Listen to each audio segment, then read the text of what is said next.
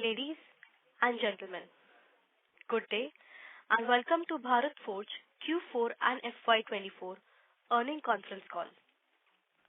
As a reminder, all participant lines will be in listen-only mode and there will be an opportunity for you to ask questions after the presentation concludes.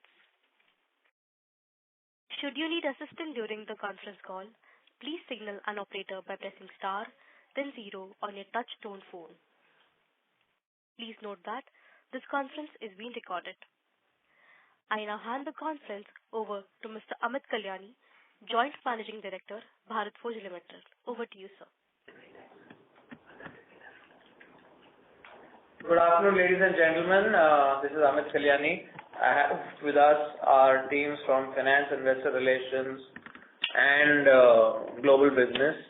I will hand over to our CFO, Kedar, to give you an introduction, and then I will start. Good afternoon, ladies and gentlemen, and welcome to Bharat Forge conference call. We had a strong performance in the quarter with revenues of 2,329 crores, depicting a growth of about 17% compared to last year's same quarter. Standalone EBITDA for the quarter grew by 25% to 654 crores, translating into margin of 28.1%. PBT and PAT also grew by 48% and 59% respectively to reach 526 crores at PBT level and 390 crores at PAT level. Similarly, performance for the financial year 23-24 also saw a record revenue of 8,969 crores with EBITDA of 2,469 crores, translating into EBITDA margin of 27.5%. This is a 200 basis points expansion as compared to the earlier year. The balance sheet continues to remain robust with surplus funds net of long-term loans is now about 800 crores and ROC net of cash was at 20%, which was also a significant improvement over earlier year. At consolidated level, quarter 4 revenue grew by 15% to 4,164 crores and EBITDA grew by 36% to 653 crores.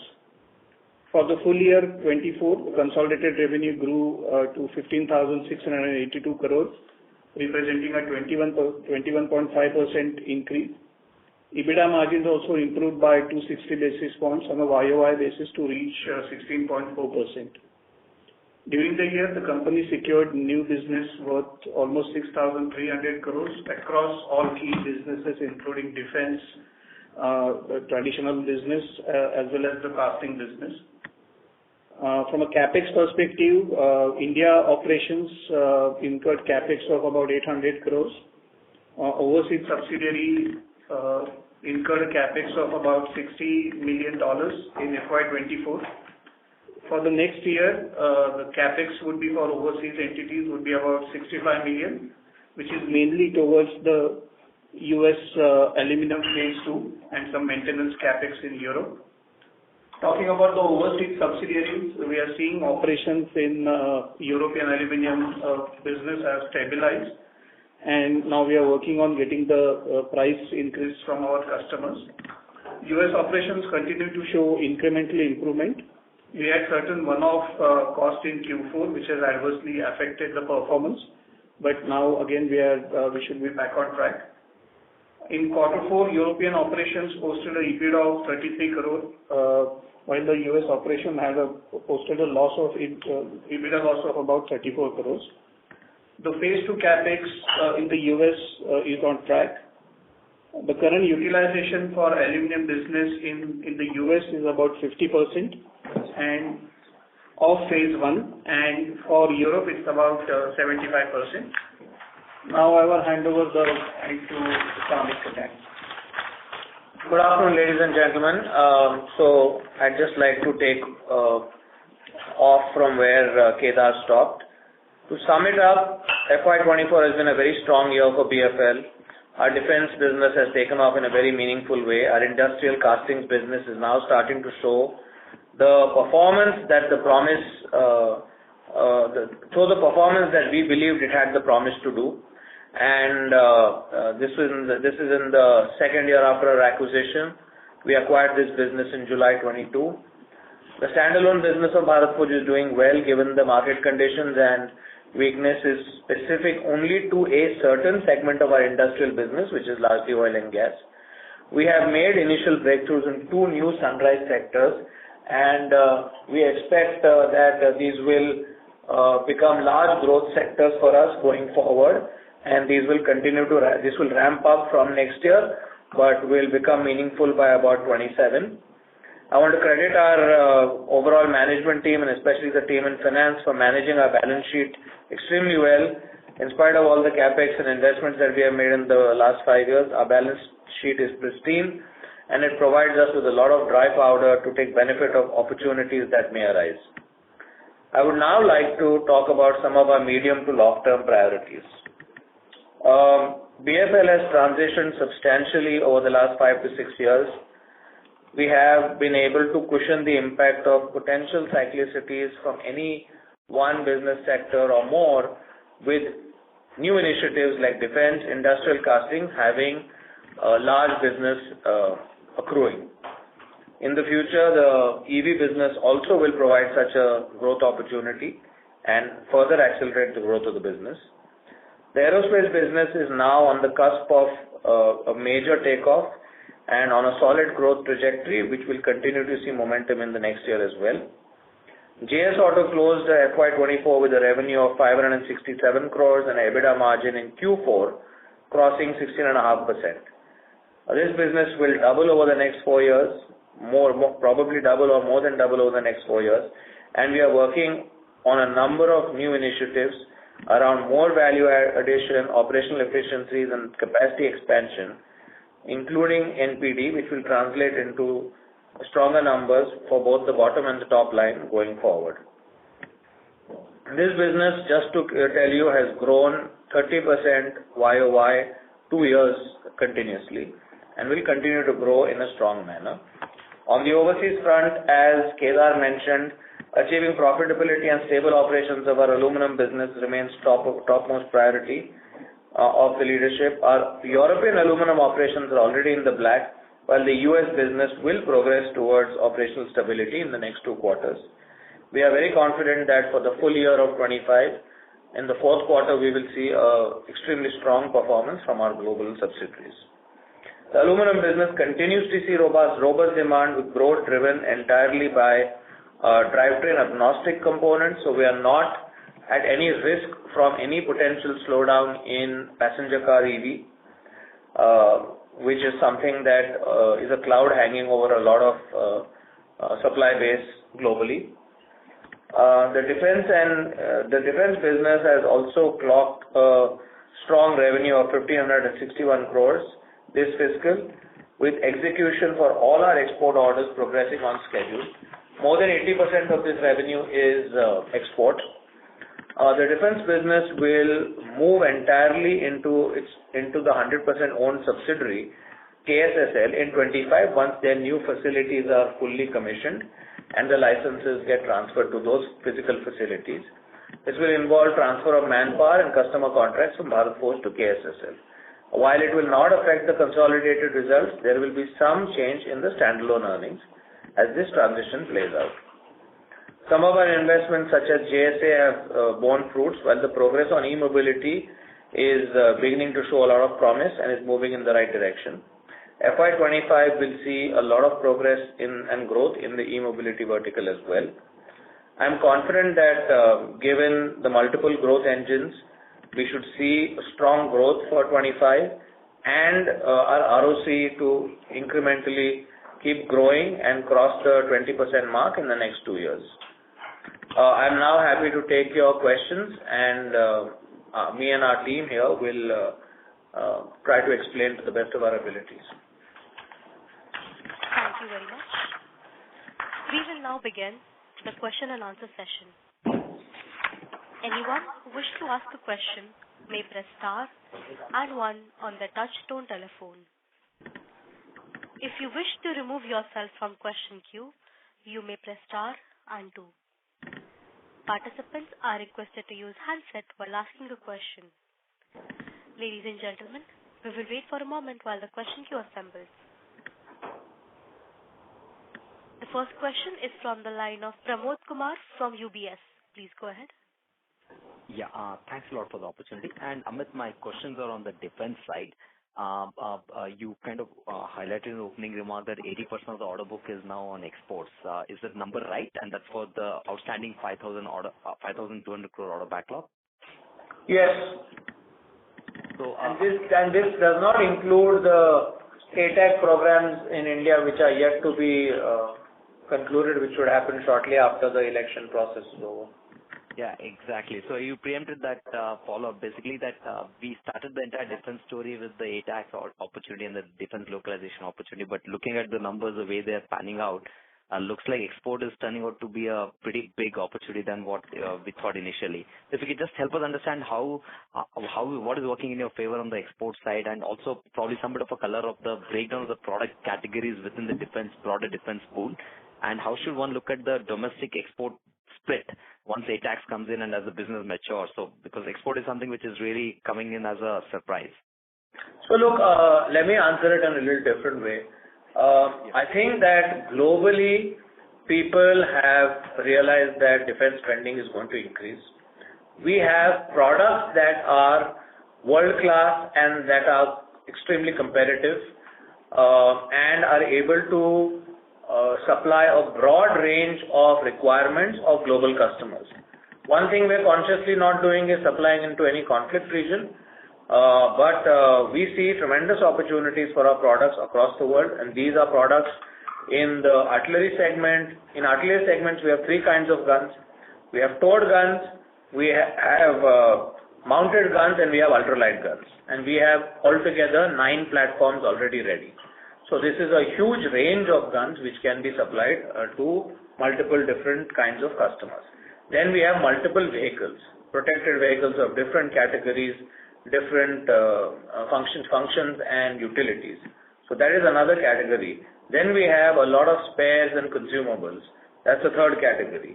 And then there are lots of other products which are under development in the unmanned vehicle area, which are both land, sea and air.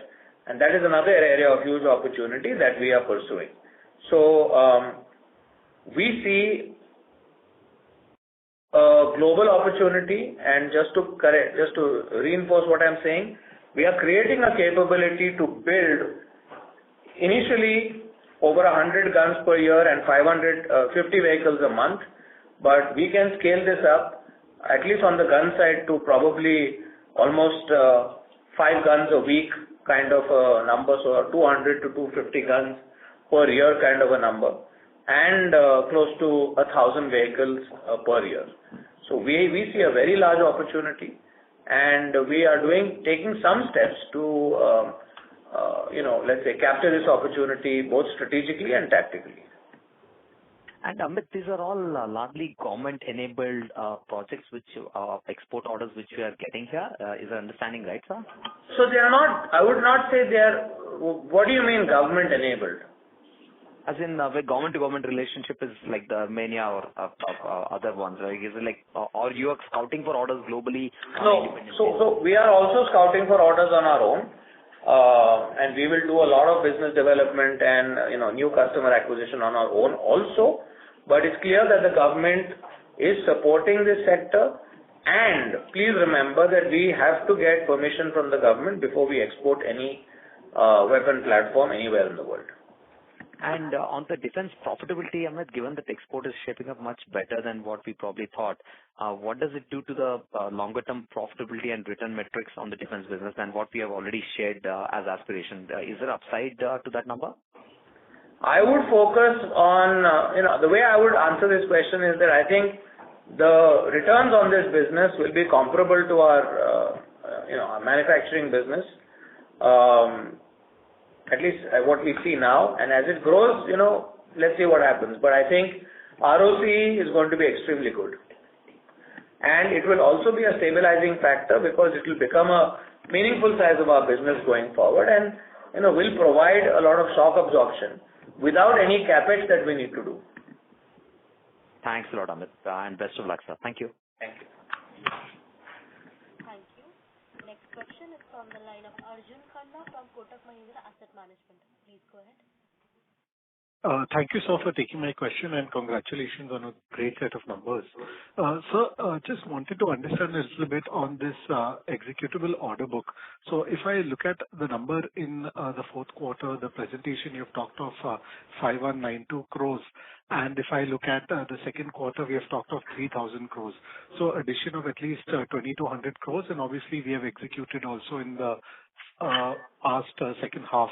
So which are these major orders that we have won? Is there a follow-on order to the European customer that we had? Yeah, I don't want to get into individual customers and product segments. All I will say is that we have got orders from existing and new customers for existing and new products. Sure. Just wanted to understand in terms of platforms, any newer platforms or it's existing platforms which we have been selling? From all kinds of products, from both. Okay, sure.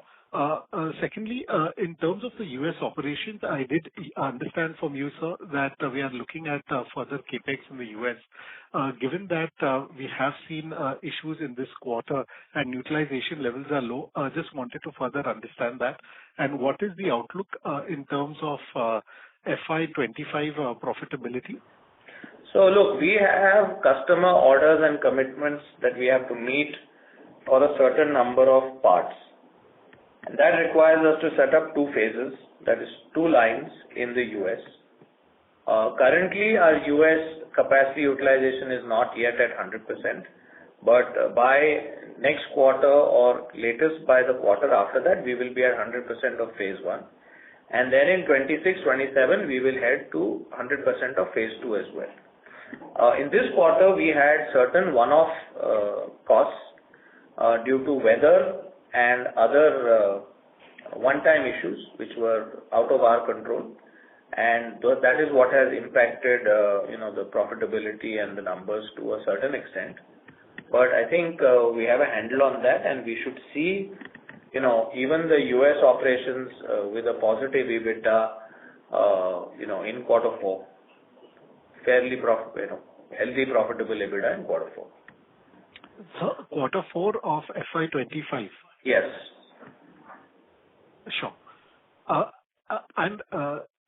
Sure, okay, if there is time, just one quick one. You mentioned, sir, in the comments that we would see the KSSL or the defense business move out. So if you could just articulate that in terms of what does that mean in terms of profitability of the standalone? Nothing. Look, I think you have to stop looking at standalone, and it's all owned by BFL. So you have to look at it because for many strategic and other reasons, it's very important for us to house our defense business in a separate vertical. That's what every global company, even Indian companies, have done. Unfortunately, in our case, the licenses were originally received in Bharat Forge because we didn't have a large facility outside of here, and we were incubating this business. But now that the business is ramping up and we're seeing significant growth, we need to create standalone facilities which can give us the necessary capability, capacity, safety, security that a defense business requires. Sure. On an earlier occasion, you had mentioned the ATAGs would come in, the order would come in standalone Bharat Forge, so that also would have shifted to KSSL? Yeah, because that time there was only Bharat Forge. Now, obviously everything is moving to KSSL. So the orders will also come into KSSL. Understood. Yeah. Wishing you all the best, sir. Thank you. Thank you. Next question is from the line of Binay Singh from Morgan Stanley. Please go ahead. Hi team, thanks for the opportunity and congratulations on good set of numbers. Good to see defense moving up. In the segmental data, just on the defense side again, we see that sequentially defense revenues have gone up, but the PBIT has gone down. Could you talk a little bit about what is driving that? So this is all related to the product mix also. So you should look at more like the annual data rather than looking at quarter-to-quarter numbers. Okay. We've also had significant product development costs that we have charged off. Okay. Secondly, just I was comparing last call to this call, 2 points over there. One is that, when we last spoke in mid-February, we were talking about moderation in growth in both domestic and export. The outlook today sounds a lot more positive. So could you comment a little bit about outside of defense? Is there any other change that you see in other businesses also, a pickup or so? And secondly, on CapEx, we talked about US CapEx. If you could also share CapEx for India for FY25. So, good question. First of all, there is a tremendous amount of order flow taking place from business moving to India from other geographies, including China and including Europe. Point number one. Point number two, at that point in time, we had probably estimated that the impact of the Middle East crisis, with that whole Red Sea thing going on and other things, would be significantly more than what it is turned out to be. And thirdly, we have seen, I would say, a more stronger outlook from our customers than what we had anticipated. So We are winning market share. Please say. One of the factors that we see is we are also winning market share within the existing available market. So this is both for existing products as well as new products in new areas. This is over competition in India. This is over competition globally. So we are seeing this as a very marked phenomena in the last 1.5 years. And team, when we talk about a better outlook from customers, are we also commenting on auto or is it largely non-auto? It's a mix. It's a mix. In auto is CV and PV, and industrial is a very wide mix of everything that we are doing. Thanks. Very helpful. If you could just share the CapEx number for India for FY25. Yes, so it could be about 500 crores. Okay. Great. Thanks, team. Thank you. Next question is from the line of Amit Pirani from JP Morgan. Please go ahead. Yes, hi. Thanks for the opportunity. My first question was, Amit, you mentioned in opening remarks the two sunrise sectors. So are you talking about defense here and one other sector or? No, we're not talking. Defense is now already becoming mainstream. These are two new sectors. Yeah. Okay. And you are winning new orders. Like, would you be able to clarify as to what exactly, which segments are we talking about? No, I don't want to clarify yet. Okay. Secondly, on the European aluminum business, now, we have been talking about the fact that, that pricing has been a problem. So, as we look into next year, you've talked about the US business as to how the profitability should look by fourth quarter of FY25. How should we think about the the European business as a whole, including aluminum, because that has been a bit of a laggard in terms of margin trajectory? So I would say that the European aluminum business will be profitable in 25. Okay. Both at a EBITDA and at a PBT level. Okay? So that will be a big change from this year. Understood. And I know you didn't talk about auto and non-auto separately in the last question, but any broad, idea as to how the US truck market is looking for us? Are customers talking about a decline this year, or are they thinking of a flattish kind of a year? You may have seen some press releases from companies like PACCAR, companies like Daimler in the last maybe 3-4 days, and everybody is talking about a reasonably optimistic scenario, which does not mean necessarily growth, but with stability. And that is what we are following. That is also what we are seeing in our order board. Okay, that's helpful. Thank you. Thank you. Next question is from the line of Gunjan from Bank of America. Please go ahead. Yeah, hi team. Thanks for taking my questions. I just had the follow-ups on the overseas subs and defense again. On the overseas subs, on the U.S. operations, what is the one-off? Can you quantify that? And also, in terms of, yes, your guidance by the end of the fiscal, we will turn profitable. Could you also, like, little bit share what will be the key drivers? Because European operations, we have been at 75%, right? So, what is the visibility on this improvement that we are guiding for next 3-4 quarters on the overseas subs? So demand is there. We have put in place operational improvement measures in Europe, which are already showing results. The US plant was a greenfield plant, so there's a larger learning curve, but there also now we are clocking OE about 75-80%.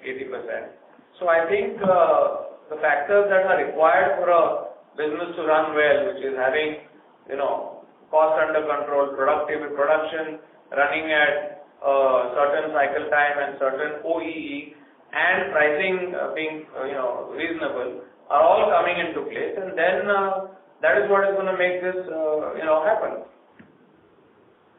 And do you think that like the overall operations put together, like we've been saying that over the midterm we expect these margins to get to, let's say, double digit, is something that you've spoken about in past. Now, if I were to sort of think about that trajectory, where do you think the entire overseas piece will be by exit of fiscal 25? Definitely in a double digit. I would say I would say definitely double digit. Okay, got it. EBITDA level, yes. Okay.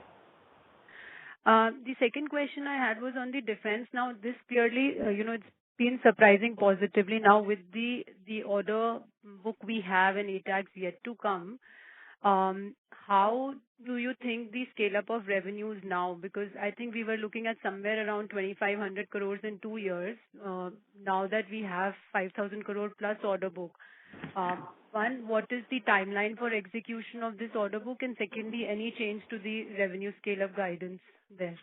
So look, I think the revenue scale-up going from 1,500 to 2,600 is a very strong growth, especially because we're building a new plant, new facilities. And then after that, obviously, the growth can be even more steep. And what is the timeline typically for execution once you have, this 5,200 crores? What would be the typical timeline for execution? Some of it is 3 years, some of it is 4 years. Okay. And last one, mainly on the oil and gas, can you quantify what is the contribution now, or should we sort of think about any major drag still coming from oil and gas in the industrial segment? It's about 300 crores right now. I think we expect this to go up a little bit this year because we have new products that we're developing which we haven't supplied before. But I think that is the vicinity in which we are right now. Obviously, it will grow. It will grow quite substantially. But it's not, our dependence on oil and gas in industrial is not as strong, as much as it used to be in the past. 300 crores for the fiscal 24, right? Sorry, yeah, 24. Okay, got it. Thank you so much. I'll join back. Thank you. Thank you. Next question is from the line of Jinesh Gandhi from Ambit Capital. Hi, Amit. Congrats on good performance. Quickly on the order book which we have for guns and for overall order book of over 6,000 crore, would this capex of 500 crore per annum run rate be sustainable, or we have to invest more in capacities given the opportunities which are coming up for you? No, our capacity right now is adequate for fabrication and assembly. If we want to do certain more value addition or new product development to go into that, we may have to do some more value addition. More investment, but currently I don't envisage that. Okay. So this 5,000 odd crore defense order book can be met through the current capacity, both. Okay, got it. And secondly, while defense obviously is having overbearing influence on India non-auto business, how is export defense done in terms of growth? Because I believe there also tailwinds have been fairly good. Ex of defense, India non-auto business, how it has grown in the fourth quarter, and how do you see it growing going forward?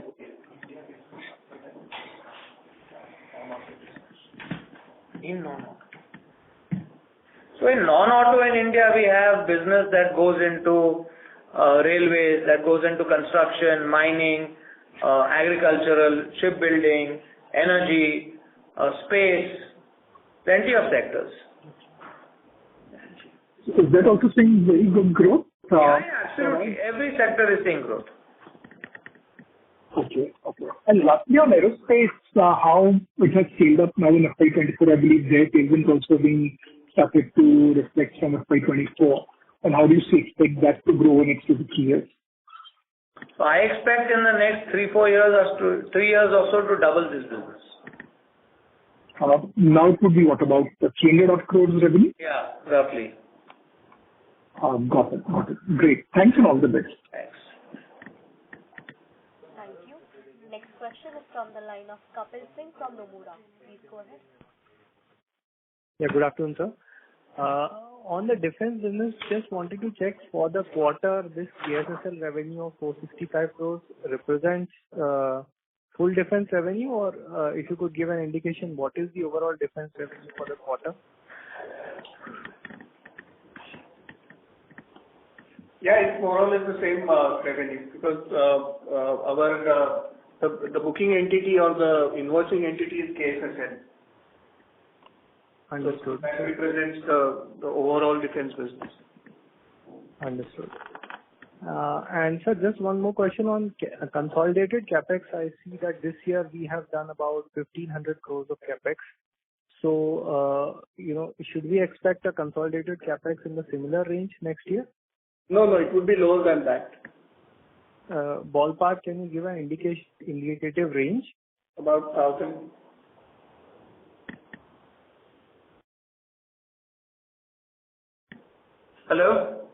Hello? Yeah, I said ballpark. Can you give? Yeah, about I would say 800 to 1,000 crores.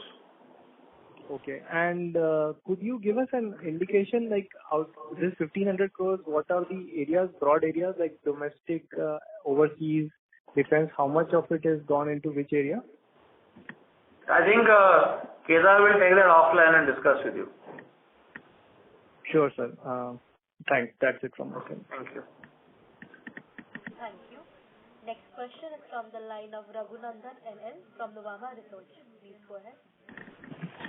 Thank you, sir, for the opportunity. On defense side, revenue to increase from 1,500 to 2,500 crore ex of ATAX. So this 2,500 crore would be for FY25 or 26? I didn't say 2,500 crores. We said it's going to grow,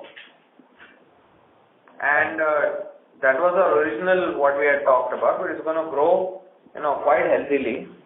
So what's the question? So how do you see that 1,500 crore revenue growing over the next couple of years, given the visibility of order book? See, based on the business that we have is what we have given the numbers. 5,200 odd crores in between 3 to 4 years or 4 years. And the big Indian orders are not yet included in this. Got it, sir. Sir, on the ATAX, you indicated that post-election, hopefully, there should be further progress. How do you expect the implementation to happen for that sample order? Would you think that by second half of FY25 you would commence, and over the next 3 years it should be fulfilled? Well, simply because I think India realizes that their equipment is old and they don't have enough, and with the kind of neighbors we have, I think it's imperative that we have to beef up our borders. Got it, sir. And on the domestic CV space, how do you see the outlook for the current year? We are expecting it to be flat as compared to last year. Got it, sir. Thank you very much. That's all from my side. question is from the line of Pramod Amte from InCred Capital. Please go ahead. Thanks for the opportunity. Amit, to understand more about the speed at which defense is moving, can you give some color in terms of how much of these are repeat orders, who are the competitors here, and are these more of a negotiated orders? How does this business really work? I can't do that in this forum at all. I mean, there's no chance I would discuss defense business so openly. First of all, it's defense, okay? It's business that is bound by certain laws and rules. So I can't talk about it, like I'm talking about supplying crankshafts or, transmission components. But considering the order book which you disclosed, which is very interesting, is there a way to disclose your bid pipeline, which typically the ordering businesses have, in case if you can give those disclosures future, so that will help us to build Bid this. pipeline is huge. Significantly larger, much larger than the orders we have won. Okay. But what's the usual hit rate you get there, and how to understand this? Is it improving better versus what you used to have hit rates, or the customers are more confident now to give a repeat orders? No, I think customer confidence is there. We have a state-of-the-art plant. We have extremely good products, and we have great people. So people, once they come and visit us, there is confidence. There are a lot of complications about supplying into this business. Not a simple business.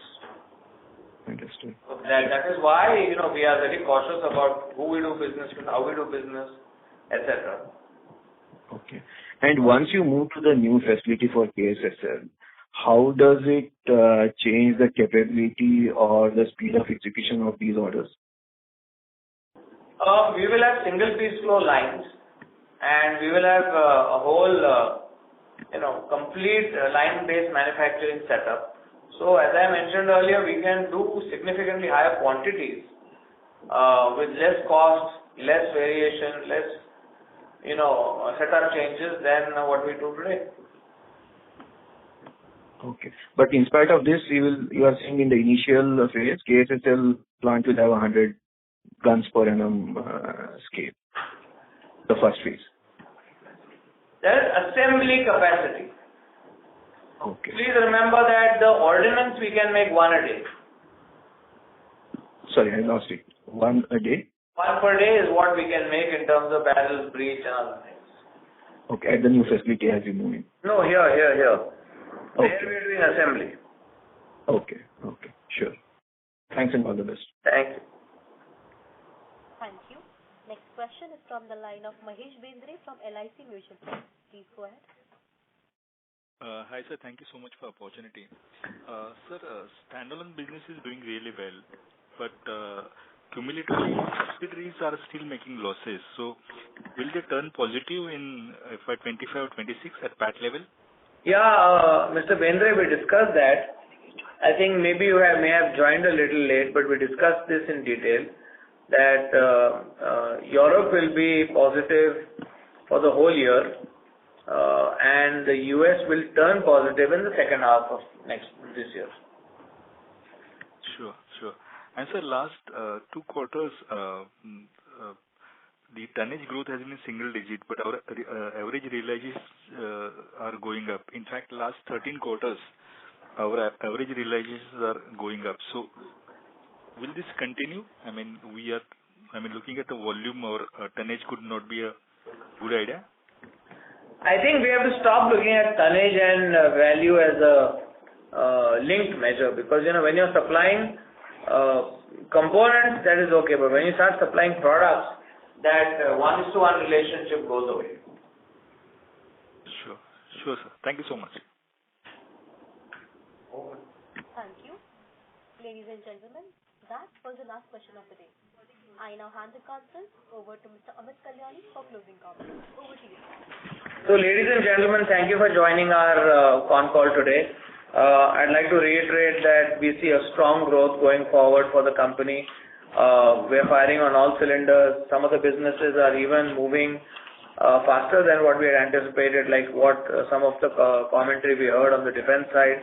And we expect that a couple of the other businesses that were incubated over the last few years, such as aerospace, aerospace and defense and industrial and EV will also start ramping up over this year and next year and become a meaningful contributor to our overall business.